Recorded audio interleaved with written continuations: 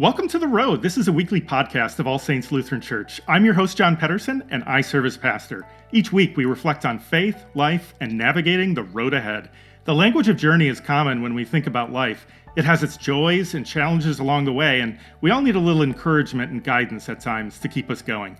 There's a word in the Bible, asphalia, which means truth, but it's the same root word we use in English for asphalt, if you can believe that. It's a solid surface that makes travel easier and more assured. And so every week we're going to be exploring elements of faith and life that keep us on the road.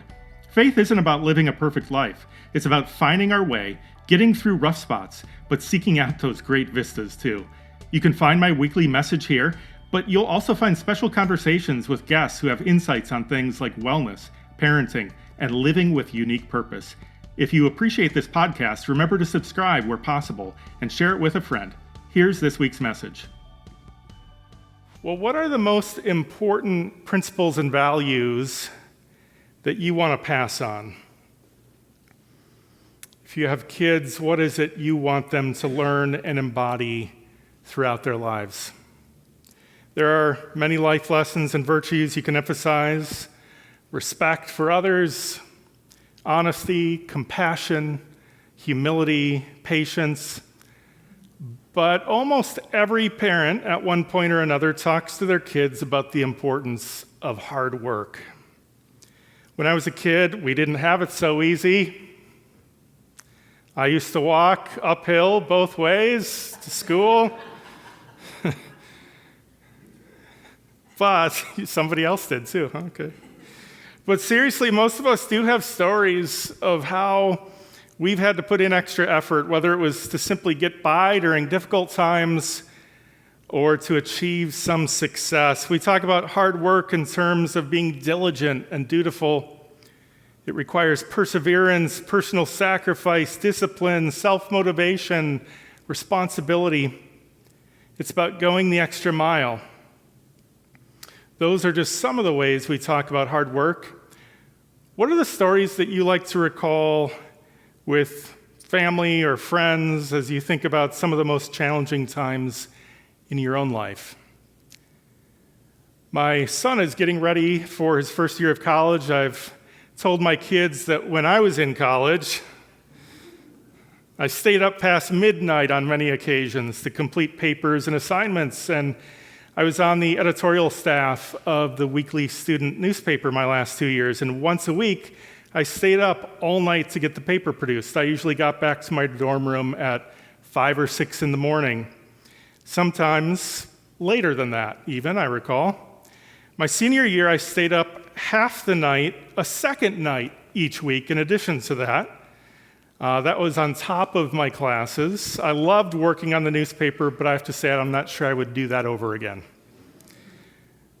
And we just, love showing our badges of honor like that. I'm sure you've got even better stories to trump me.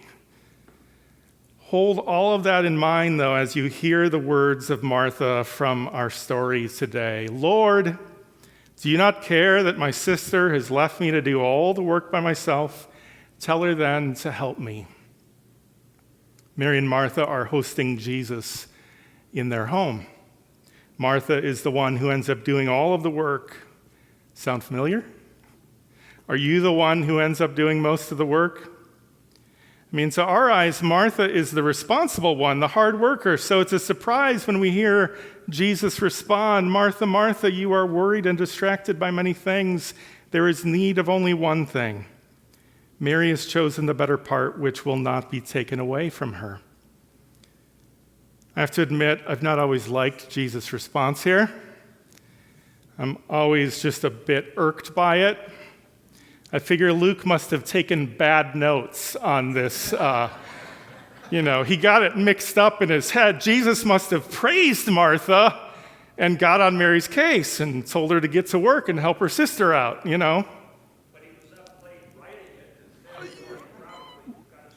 That's true. He was up so late, his memory was foggy. Yep, exactly.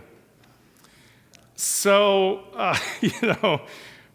but what are we supposed to do with this? The traditional interpretation of this passage is that spending time in a relationship is more important than doing. Or maybe more specifically, spending time listening to Jesus is more important than busy work when you have the Messiah in the living room. It's true that Mary is showing care for Jesus and honoring his presence by sitting there with him. Fair point. When we hear it that way, this story reminds us that life is not all about doing. It's also about listening and reflecting and giving the important people in our lives our attention. It's about spending time in meaningful relationships with both friends and family and guests, and even strangers. Life is not meant simply for work, and if we put this story in context, I think it's safe to say that Jesus is not dismissing the importance of action and work completely. Obviously, he lifts up serving in so many other places and calls his followers to action at various points, but a full life consists of both reflection and action. If you're overly focused on acting without any kind of ongoing reflection, then you're at risk of becoming too narrowly focused. You can end up working hard but not smart. You can also work your way down a path that is not relevant or important. It may even be counterproductive to what you're trying to do if you don't stop to rest, pause, see the wider view at times. Making time to pause and rest can prevent us from pushing forward recklessly and thoughtlessly, and instead allow us to proceed with care, to pursue ends that will truly benefit our neighbors. My continuing hope is that Christian faith and worship provides some of that opportunity for you to pause each week, and I believe we need it. It's a chance for another perspective, a larger view of things, certainly a spiritual view of things. And of course, Martha and others might want to remind us that if we become overly focused on just pondering and thinking about the universe without ongoing action, we can become negligent, and there should be a balance. But there is another dimension to this story that you might not realize. In the first century in this culture, normally Mary would have been required only to do what Martha was doing. The role of women was to provide the material care of a guest. It was men who would have normally spent time sitting with the guest at the time that Mary was. And as Jesus and Mary are sitting together, Luke says that Mary sat at the Lord's feet and listened to what he was saying. Pastor Naveen Saras is a Palestinian Christian and pastor, and she explains that in my modern day Palestinian culture, eating together is an invitation to be part of the family circle. It's about breaking barriers and providing protection to guests, no matter the personal cost. In my culture and in first century Palestine, hospitality is about allowing the guests to share the sacredness of the family space. The women's role is to do all of the cooking and food preparation. It is very unusual for Palestinian women to join male guests before they are done with all the food preparation. In my culture and in Jesus, failing to be a good hostess means disrespecting the guest. But when Luke says that Mary sat at the Lord's feet and listened, this is the description and language used for what a student would do. Mary is taking on the role of a learner, a disciple. So Mary has taken on a different role. She is listening and learning from a rabbi, Jesus. Jesus, in his response, is affirming and giving permission to Mary, a woman of the first century, to do just that. In that place and time, that wasn't the norm. When we hear the story in that light, it's really not a criticism of Martha for working too hard or tending to the material hospitality of his visit. Martha is tired and overwhelmed with taking care of everything herself. It's understandable. But Jesus is simply elevating the permission for both Mary and Martha to have the chance to reflect, listen, and learn, and not only be responsible for tasks. A balanced life involves both the opportunity to learn and to reflect, and the eventual responsibility to act and do something. These two priorities are open to all in God's kingdom. What are your priorities? Are you feeling the need to learn and reflect more these days? Or are you moved to act and serve? Both are honorable. It's important that both we and our kids are taught that.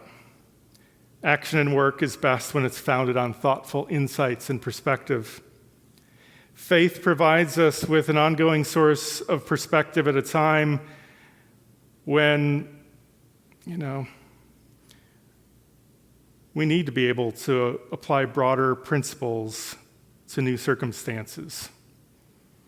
Today, it's the simple reminder that everyone is invited to the table, and everyone is invited to learn at the feet of Jesus. You have a place here to learn and grow, to gain perspective. And when you're ready, proceed with care to serve your neighbors and the world. Amen.